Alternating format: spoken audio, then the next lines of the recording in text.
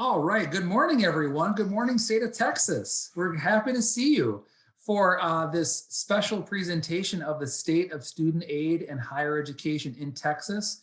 I already see a couple of familiar names. I actually have talked to you on the phone this morning. So I'm glad that some of our colleagues working at Texas institutions have joined us. Thank you so much. We've got about 80 folks registered today. So we're going to give everyone about a minute to get in the room and get settled. I know for some of you, this might be a late breakfast or an early lunch. So grab a bite to eat, grab a sip of coffee or something, and we'll get started in a few minutes. I'll be joined today by Carla Fletcher. Carla works for Trellis Research as part of the Trellis company kind of family of units. And Carla has a great presentation covering the state of student aid and higher education in Texas. We know that, it was a legislation year, and obviously COVID-19 has had an impact on higher education across the country. Not to mention that Texas is just a weird kind of state for higher ed, right? I'm not a native Texan myself. I'm from Wisconsin, but when I moved to Texas, I thought, wow, look at all these university systems and their community college systems and what's going on. And it's a really incredible state to work in and to contribute to. I know Carla will have some really interesting findings to share with everyone. Oh, hey, and Inez, thank you so much for saying hi. We'll catch up soon. And all the work that we are doing for you, I can't give you too many details publicly here, but it's all good to go. We're ready to go and work for EPCC. So thank you, Inez, and we will talk soon. Give everyone just a few more seconds to get in. Again, we had about 80 people registered, and I want to make sure that everyone has time to get settled in here.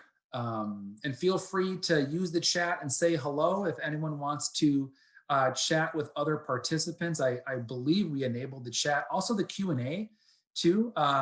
Myself and one of my colleagues, Alicia from Trellis Research, will kind of be monitoring the chat and the Q&A, and we'll say hello to everybody and then answer your questions as soon as we can. And we may save some of the Q&As for later in the presentation because Carla might actually cover some of the information that you might have questions on. So we may not answer immediately, but thank you for joining us. And good morning, Cynthia. Hey, thank you for saying hi in the chat. Thank you. We'll get started. We're at 40 attendees, so I will turn it over to Carla with Trellis Research. Carla, let us know a little bit about yourself and let's get going today. Sure. Thank you, Zach. Good morning or afternoon, everybody, depending on where you're at.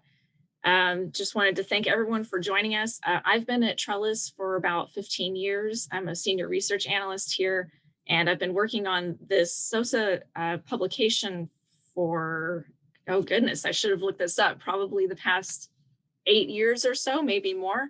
It's an annual publication, and I will get into all that. Let me go ahead and share my screen, and we can get this presentation started. So again, thank you so much for tuning into our webinar. I'll be talking today about our hot off the presses just published report titled The State of Student Aid and Higher Education in Texas.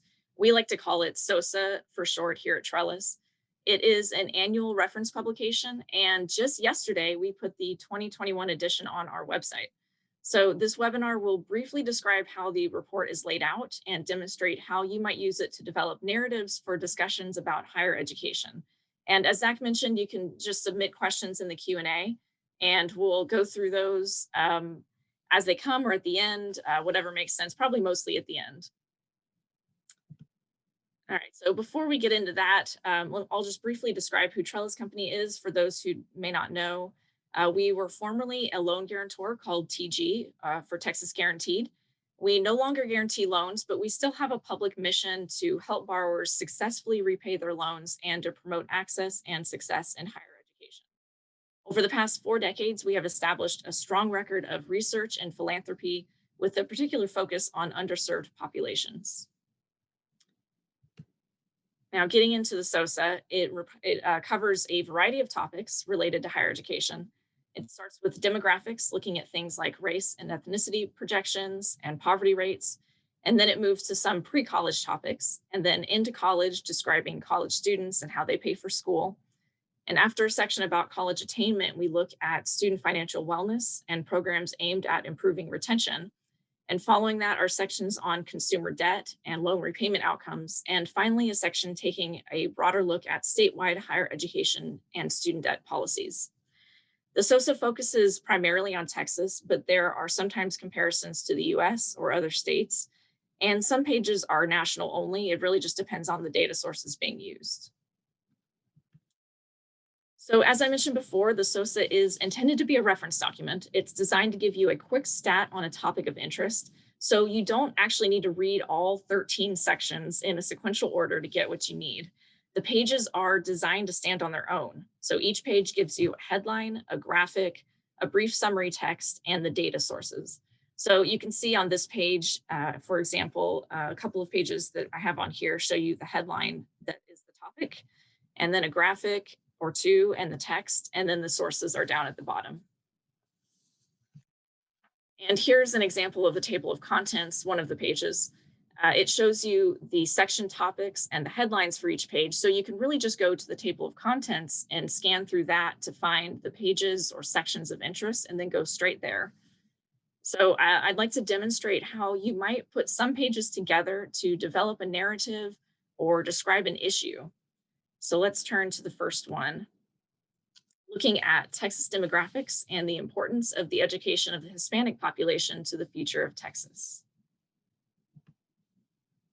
So the value of education has long been understood. Every state in the nation has had compulsory schooling laws in place for at least 100 years. Completing high school has been an important step towards a brighter future for decades. However, as of 2018, 37% of Hispanics in Texas aged 25 and older did not have a high school diploma, compared to 12% of African Americans and just 7% of whites. And looking at bachelor's degree attainment of adults aged 25 and older, we see gaps here as well.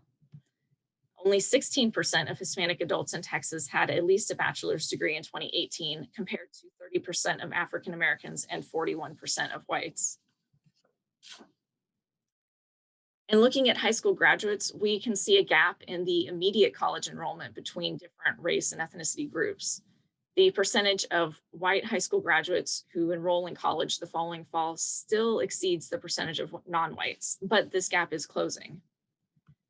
There was a 16 percentage point gap between white students and Hispanic students in 2005, which shrank to just 3 percentage points by 2019. Due both to rising college enrollment rates among Hispanic students and falling rates among white students. And a similar trend is seen when comparing African American students to white students. Now, while it is good news that this gap is closing, ideally we would see rising rates for all groups. And enrolling in college immediately following high school graduation is important, because delaying post-secondary enrollment after high school is a risk factor for eventually dropping out of college or never enrolling at all. Now, stepping outside of the academic track a bit, let's look at the bigger picture of poverty rates. Texas had the 16th highest poverty rate in the nation in 2019, with 14.9% of Texans living in poverty. In that year, poverty was defined as having an annual income of $25,926 or less for a family of 4 with 2 children, or $13,300 or less for an individual under 65 years old. And poverty rates in Texas vary widely by region. By a large margin, the Rio Grande Valley region has the highest rates of overall and childhood poverty at 28 and 39% respectively, at least 10 percentage points higher than any other region. And not surprisingly, those with fewer resources are less likely to be able to afford college. The blue bars in these charts represent economically disadvantaged students, and the green is not economically disadvantaged. And you can see in the top chart that those who are economically disadvantaged are less likely to enroll in college, and it's true across all racial and ethnic categories that are shown here. However, only 23% of white high school graduates in Texas are considered to be economically disadvantaged, while 68% of Hispanic and 65% of African American high school graduates are. So poverty is an issue that can affect people of any race or ethnicity, of course, but we can see that it disproportionately affects students of color in Texas. And income doesn't only impact the likelihood of enrolling in college, it also impacts the likelihood of completing college. Only 29% of students who enrolled in fall 2013 with family incomes of less than $35,000 had graduated within 6 years, compared to 64% of students with incomes of $100,000 or more. Now let's look at completions by race and ethnicity. This chart shows the educational pipeline, and this particular chart is following the progress of Texas students who were in 8th grade in 2009. So each group of bars shows the percentage of the original 8th graders in the different race and ethnicity groups who made it to each listed step in the pipeline. And you can see consistently lower percentages of students of color continuing on at every point in the pipeline, from graduating from high school to receiving a higher education degree or certificate. Now, taking a more longitudinal look at college completion, we do see improvement across the board for all student groups over time. The blue bar is 1990, going through the years up to the purple bar of 2013. You can see in the group of Hispanic students on the far right of the chart, 56% of Hispanic students who started at a public university in 2013 had graduated within 6 years, which was a huge improvement over the 34% who had started in 1990 and tracked for 6 years. But it's still far below the rates that we see for white students. Now, by the year 2050, 49% of children, 47% of 18 to 24-year-olds, and 42% of 25 to 44-year-olds are projected to be Hispanic. Increasingly, the future of Texas, including its economic prosperity, as well as the expertise needed to run business, government, and infrastructure, will depend on the education of its non-white populations, which, as we have seen, historically have had lower incomes, higher rates of poverty, and lower likelihood of attending and completing college compared to white students. So focusing on the educational success of students of color and Hispanic students in particular is important for the future of Texas. Now let's look at another topic, paying for a public university education in Texas. So the cost of attendance for college students is more than just tuition and fees. It also includes books, supplies, food and housing, and other expenses, which are things like transportation, clothes, insurance, and more.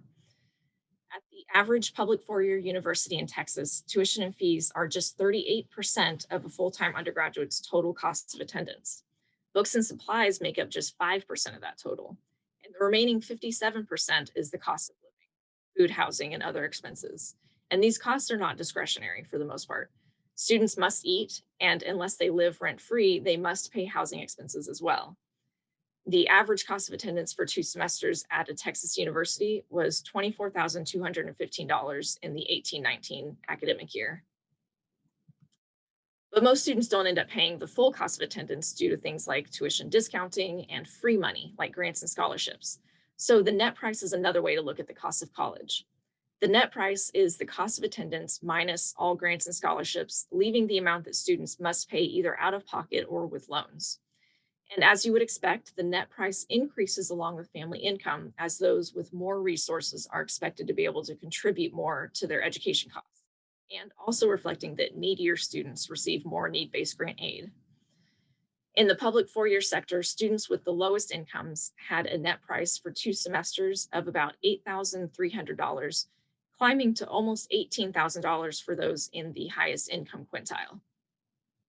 So these numbers represent the averages, but some students can face higher costs due to their particular situation. For example, some students have dependents of their own to care for while enrolled. These students face particularly high living costs, as they ideally need more space than just one person would need, and having children may make it more difficult to have roommates. In 2018-2019, a student with one child living in a 2-bedroom apartment would have food and housing costs at almost twice as much compared to a student sharing a 2-bedroom apartment with a roommate. The average room and board budget for the 18-19 academic year at Texas public universities was $9,030. So students sharing a 1 or 2-bedroom unit should be able to remain within that budget, but those who live alone or have children may not be able to. Now, these charts show where the student aid comes from for Texas students. Texas public universities in academic year 2018-19, 66% of student aid came from the federal government, as you can see in the top chart over on the left side, and 26% came from institutional sources and 8% came from the state. On the bottom chart, you can see that 54% of student financial aid was in the form of grants and 46% was in the form of loans, and less than 1% came from work study. Now, students use a wide variety of resources to pay for school, as you can see broadly in these charts, and grants are one of those sources. There's a number of federal, state, and institutional grant programs. And as you can see here, the Pell Grant and institutional grants provided the majority of grant funds to students in Texas in the 18-19 academic year. And these are cumulative amounts. However, the buying power of the federal Pell Grant has declined over the last 3 decades. It was designed to be the foundation of need-based grant aid, where only undergraduates with significant financial need would receive the Pell Grant. In the 2018-19 academic year, the average Pell Grant in Texas covered only 19% of the average cost of attendance for 2 semesters at a Texas public university, and the same percentage in the public 2-year sector. So while the average Pell Grant tends to increase from one year to the next, these increases have failed to keep pace with increases in the cost of college. And state grant aid in Texas is also at levels below other large states like California, Florida, and New York. The state of Texas provides less than a quarter of the grant aid that the state of California does.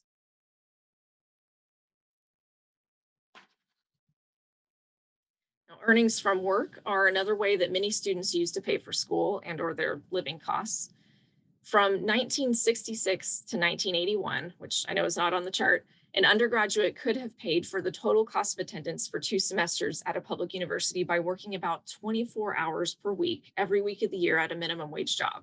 So it was very possible to work one's way through school on a low wage job at that time. In the 1980s, education costs began to climb and minimum wage increases occurred less frequently. By 1989, the number of work hours needed to cover costs stood at 39 per week.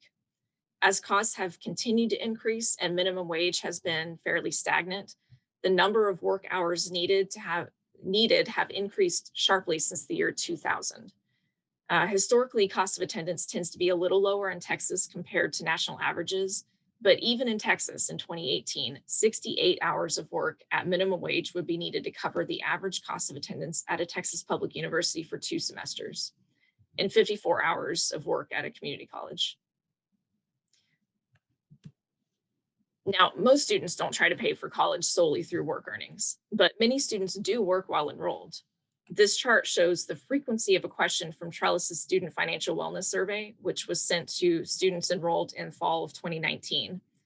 14,804 students from 24 universities responded to the survey, and 69% of those university student respondents said that they were working while enrolled. Texas saw a 30% increase in average tuition and fees at public universities between 2008 and 2018, though this was still below the national average and the averages seen in several other large states, such as California and Florida, particularly. However, this doesn't mean that college is necessarily affordable in Texas. Average tuition and fees make up about 13% of the median income of white families in Texas, 20% of Hispanic family income, and 21% of African-American family income. So that's a large portion of annual income going to pay for college for these families. Now, I showed you some of the data about grants and working to pay for school, but a lot of students also pay for college using loans. So let's take a look at borrowing in this next section. Many Texas college graduates have borrowed for their education, particularly at the bachelor's degree level. Overall, 57% of bachelor's degree graduates borrowed, but that varied by race and ethnicity. Over 80% of African-American bachelor's degree graduates borrowed, and nearly 2/3 of Hispanic bachelor degree graduates borrowed, compared to just over half of white graduates. And the largest cumulative amounts borrowed were again at the bachelor's degree level, like we saw on the previous slide. The overall cumulative amount borrowed for a bachelor's degree was about $23,000, which was also very similar to the median cumulative amount borrowed by white students. Hispanic borrowers borrowed less, a little less than $21,000, while African American borrowers took out nearly $29,000. And in a survey of college students in fall of 2019, most respondents reported that they had more student loan debt than they expected to at that time, and most were not confident that they will be able to pay off the debt that they acquire as a student. While there's no way to know if the students have a good idea of how much student loan debt they have or how accurately these assertions will play out once they're in repayment, it is a window into the worry that many students have about their loan debt and their prospects for repayment. And in fact, many students do find themselves having a hard time in repayment. A study of outcomes of nearly 400,000 Texas student loan borrowers found that 24% defaulted within 5 years of starting repayment, and 21% had a larger balance after 5 years in repayment than when they first started repaying. Many students, even if they aren't in default, are finding themselves having trouble repaying their loans. It's certainly a more complicated issue than just being in default or in repayment. Some borrowers may be making minimum payments and therefore not be in danger of being delinquent or defaulting, but the payments they're making are not enough to keep up with the interest accrual, and that's where we see the balance increasing.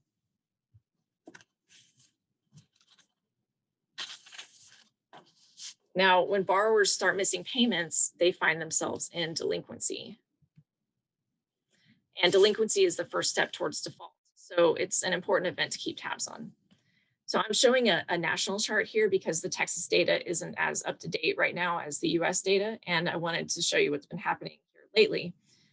Delinquencies for student loan debt, that green line on the chart, has fallen dramatically in the last few quarters there at the end of the chart because of provisions in legislation over the past year that have placed student loans into automatic forbearance, which essentially makes it virtually impossible to go into delinquency on student loans right now. However, before that drop, we can see a general trend of rising delinquencies over the past 15 years at least. And if a borrower does not make payments for about a year, they will be in default on their student loans. This chart shows the official cohort default rates, which track borrowers for their first 3 years in repayment. The latest cohort shows a 10.2% default rate for Texas borrowers who went into repayment in fiscal year 2017. This is a little higher than the national rate, but both Texas and the nation have been trending downwards, which is great. So we're going to dive into this a little bit more in the next few slides to see more about who defaults. The default rate varies somewhat by region in Texas, from 7.3% in the Rio Grande Valley to 14.4% in the East Texas region. And default rates also vary quite a bit by program length, with students borrowing for shorter programs more likely to default than students borrowing for the longer 4-year programs. Now, there are some proprietary programs in Texas that are longer term, but the vast majority of proprietary programs in Texas are short term, 2 years or less, mostly less.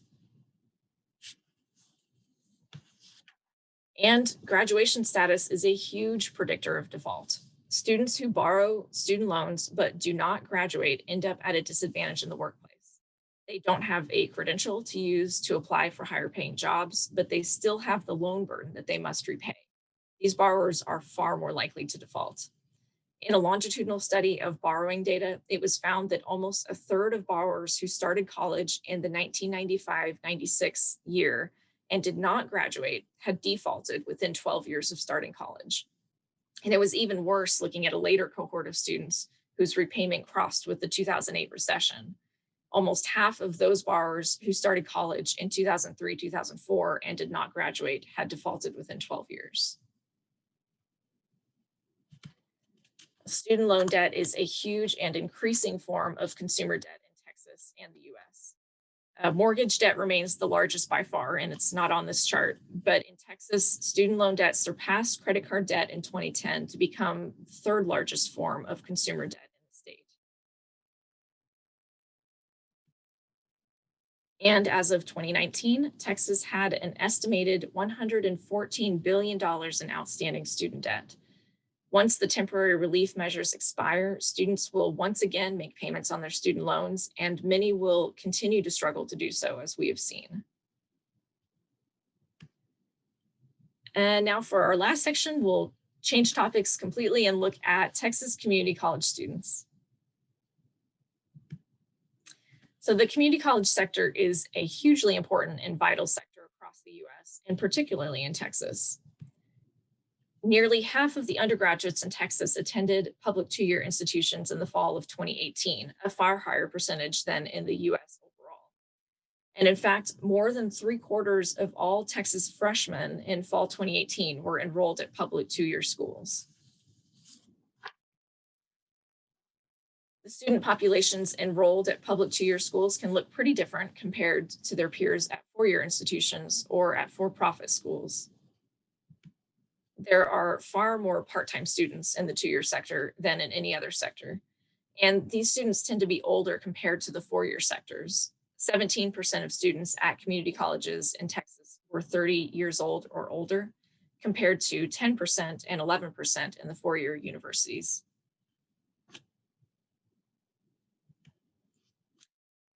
And many community college students also struggle with food and housing issues. The top chart shows several studies of food security done within a couple years ago. The first three listed from left to right were done specifically with community college students. And that last one is a measure of food security from across all US households that's just there for comparison purposes. About half of community college students in each of the three surveys on the chart experience low or very low food security. Now, low food security is defined by the US Department of Agriculture as reports of reduced quality, variety, or desirability of diet. And very low food security is reports of multiple indications of disrupted eating patterns and reduced food intake because of the inability to afford food. And the Trellis survey that's listed is the first survey in that top chart also included questions about housing security, including a question set developed and used by the Wisconsin Hope Lab. It defines homelessness as being without a place to live, often residing in a shelter, an automobile, an abandoned building, or outside. And housing insecurity is less severe and includes things like the inability to pay full housing costs or having to move in with others due to financial issues. While not statistically representative of all college students, almost half of the community college students responding to this survey indicated that they had housing issues in the previous year. Now let's take a look at the cost of attendance at community colleges in Texas. Texas community college costs have historically been lower than the national average, though Texas has been catching up in recent years. The chart here shows the total cost of attendance for this sector in Texas and the US. In the Texas community college sector, tuition and fees make up about 20% of the total cost. Books and supplies are about 9%, and living costs make up the remaining 71%. And like before, the vast majority of the expense of attending a community college is largely non-discretionary. People must eat, they must have a place to live. And as we saw with the four-year sector in the previous section, the net price increases along with family income for the two-year sector, just like it did for the four-year sector.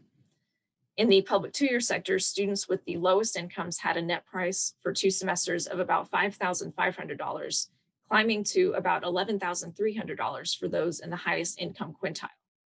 Even for students in this highest quintile, the community college sector is more affordable than any other sector for students with any income level, with just a few exceptions. Now, as a caveat, the data used for this comes from the Department of Education, and it has its limitations, as pretty much all data does.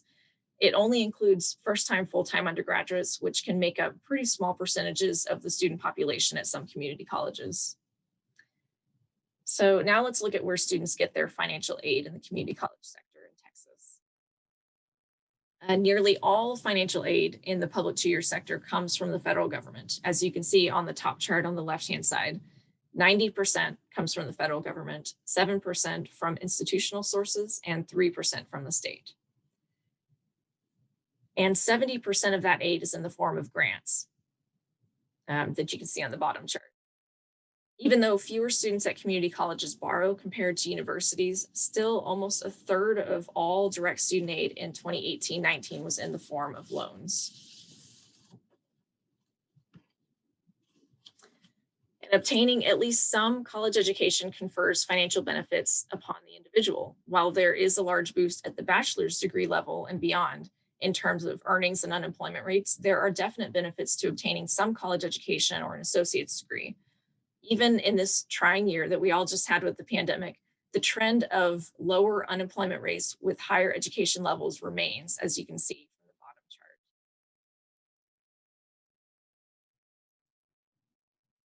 And I just want to thank you so much for joining us here today.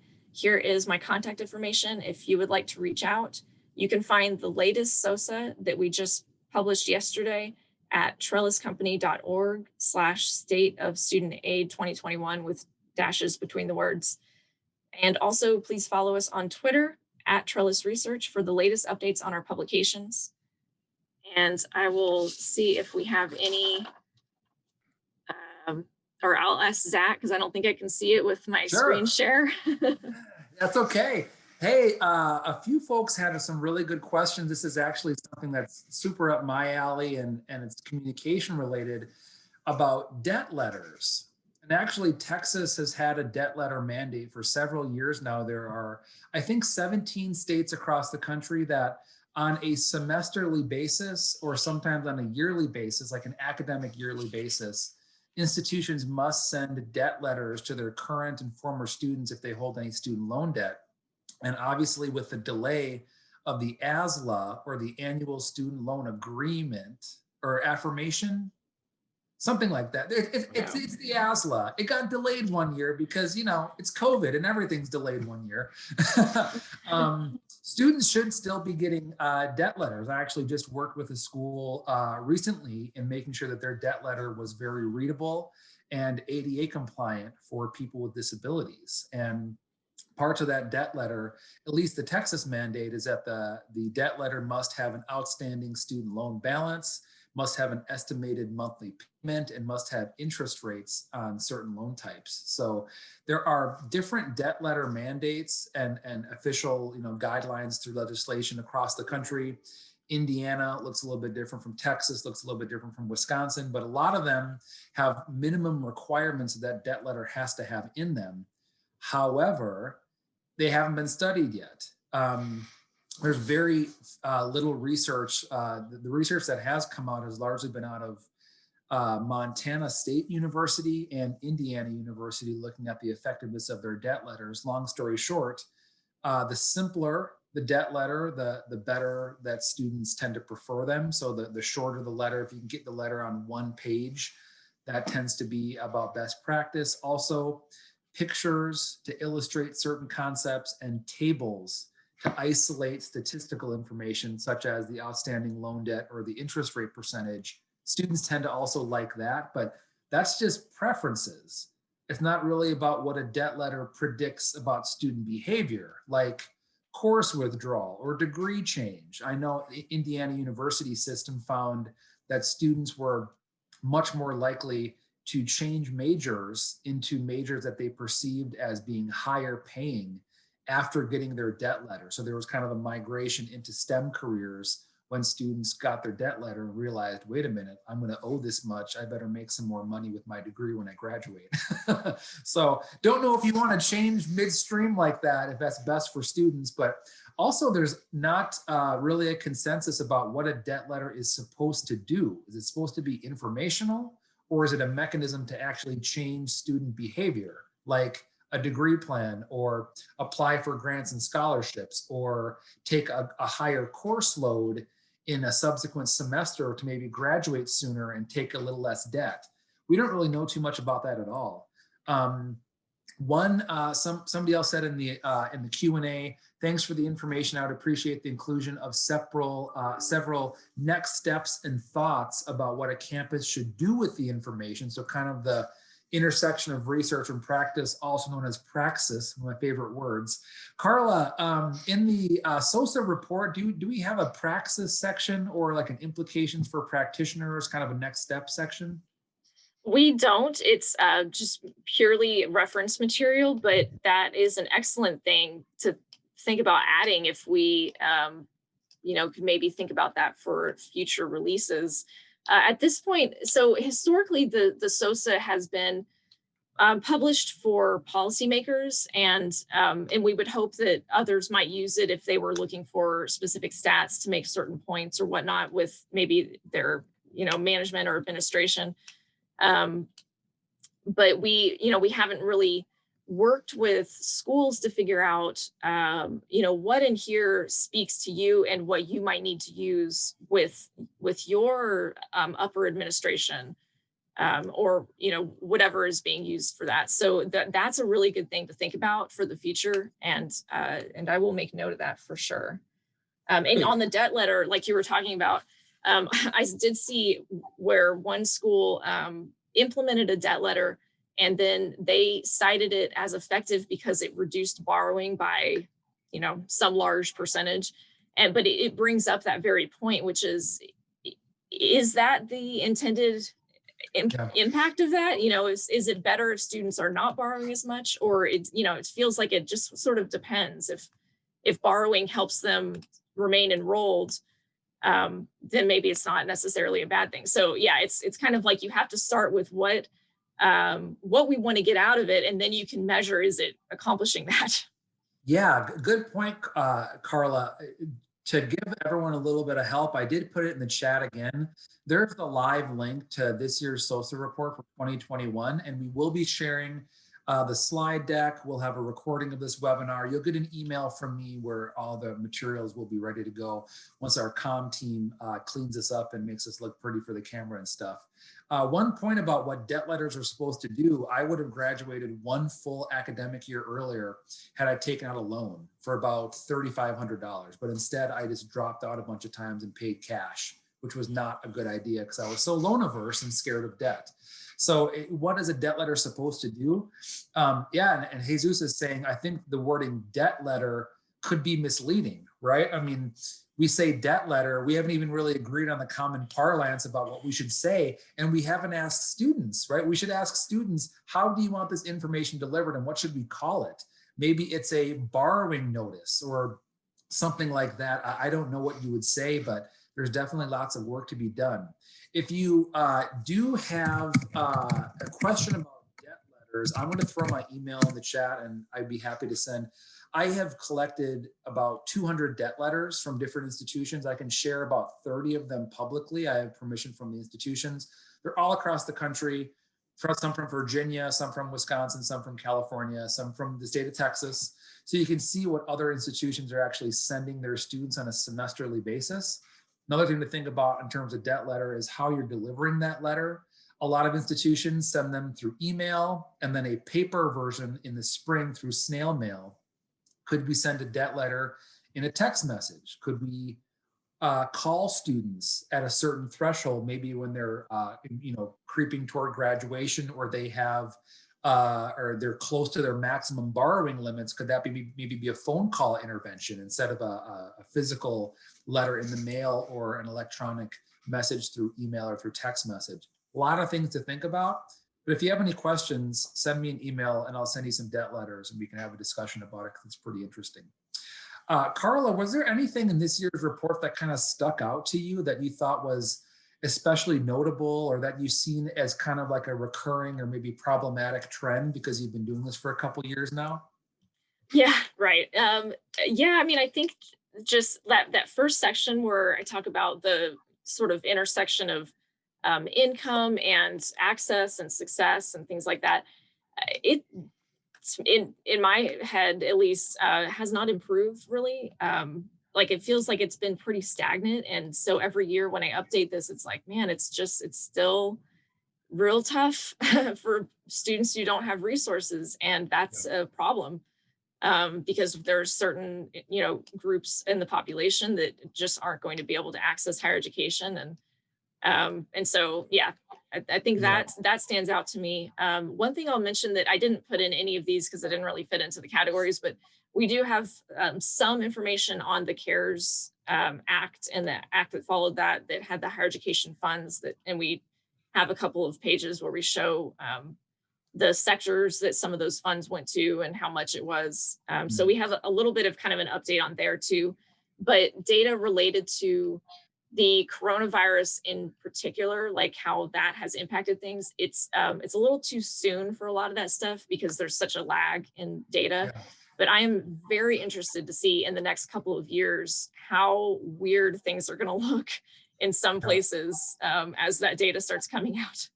Yeah, and something that we're already feeling, and I'm looking through the participant list or the attendee list right now. I see a lot of folks from coordinating board or people who work in financial aid, and especially at large institutions, understanding that we know almost across the board, FAFSA completion rates are down.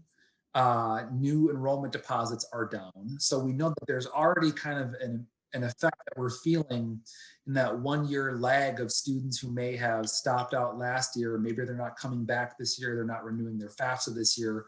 We definitely see that across the board. And then the idea that cost of attendance has so outpaced what the Pell can actually cover.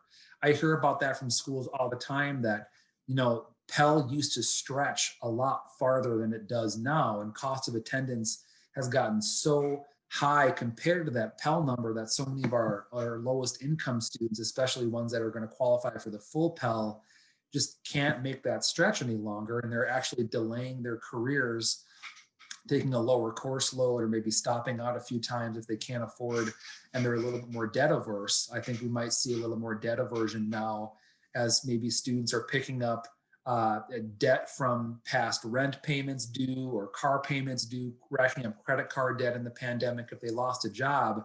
So they're shifting over that debt on the personal side. They don't want to take out any more educational debt, even though some of those lowest income communities and students may be eligible for Pell, but that doesn't have the buying power. So it's kind of this never-ending cycle of shifting debt, not wanting to take education debt, and then even if you do qualify for the maximum Pell amount, it might not stretch the way students need it to stretch now, especially those who are supporting family members and working full or part-time jobs while they're trying to get their degree. So very interesting. Carla, too, I noticed, I read the SOSA report for a couple of years. The more things change, the more they stay the same, Yeah. especially with, declining state appropriations and institutions having to be very creative with where does the revenue come from. I talk with schools frequently about how we're replacing revenue, and if enrollment goes down, where's the money going to come from, and how are we supporting our FTE load and our teaching load and adjuncting professors and all stuff that trying to kind of gap those budget shortfalls is going to be tough. Texas has, in my opinion, a really strong higher ed system. And if you look nationwide, as far as the college going rate, nationally, we're going to fall off a little bit of a cliff in 2025. If you look at the most recent projections, it looks like the college going rate in Texas will continue to slowly increase. And then nationwide at 2025, just with the birth rate and the phenomenon of people having fewer kids in this country, it's going to be really tough to kind of capture new FTICs starting 2025. A lot of institutions are going back, looking at their finances and saying, how can we engage the stopped out students? All the students who have, this include the dual enrolled students who maybe have earned 30 credits when they were in high school, but then never finished their degree. How do you go back? You re-engage those students. We're going to be talking, I'm going to quickly promote our next webinar. It is about essentially re-engagement, re-enrollment. It's going to be to a very much more limited audience, but in that webinar, we're going to talk a little bit more about how do you re-engage students who are stopped out, because that stopped out population, the adult population, is now almost going to be an emerging recruiting body, because you need to get the students from somewhere. And as the economy continues to change, a lot of adults may be refocusing their energy on higher ed and positioning themselves in a more competitive marketplace with a degree instead of maybe just a certificate or nothing. As the 60 by 30 agenda 2 through the coordinating board, the strategic goal is 60% of adults, I think 25 through 34, will have some sort of degree or credential by 2030. Some coordinating board folks are in the room. I hope I got those numbers right, but I think that's pretty close. But if we're going to accomplish that goal and the FTIC numbers are going to go down, the students, we have to prepare students for the workforce and the job market somehow. Stopped out students and those non-traditional adult students will continue to be really important in Texas context and then across the country.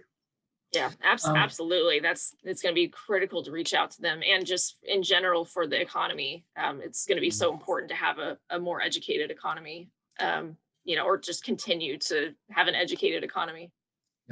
Yep, absolutely.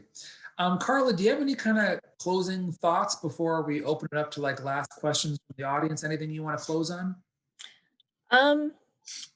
Let's see, trying to think real quick. I think it's just it does continue to feel like the same, issues and challenges that we're seeing, but there's always some bright spots that we see, where like Texas has one of the highest high school graduation rates in the country. So it feels like there's some little bright spots here and there, and we can continue to try to move things forward. And I hope that information that's in here can help policymakers and others to present their arguments to help move policy forward to make those good changes happen. Yes, good point. There's a bright spot. Another bright spot too is everyone who attended, y'all are Texans and who care about the state of higher ed and financial aid in Texas. So thank you everyone for joining us. It's going to take a group effort. A lot of different institutions were represented today. I think we had over 50 different attendees, and I was counting, at least 24 schools represented. So that was fantastic. Thank you so much for joining us. And everyone in this room will get an email from me with a link to the recording, as well as a link to the slide deck. You'll have a link to the report.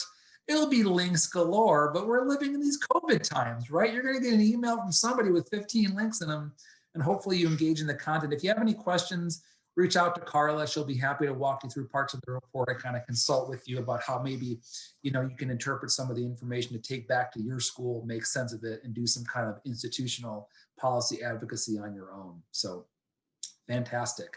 So thank you, Carla, for doing this. Hopefully we'll see you next year for SOSA 2022. Maybe we'll see some trend lines go up in a few of those graphs. That'd be fantastic. And thank you everyone for joining. This has been fun. We'll do this again. My name is Zach from Trellis Company. Have a great rest of your Wednesday, and we'll see you next time. Be watching out for that email with the recording and the slide deck. Thanks everyone. Take care. Have a good rest of the day.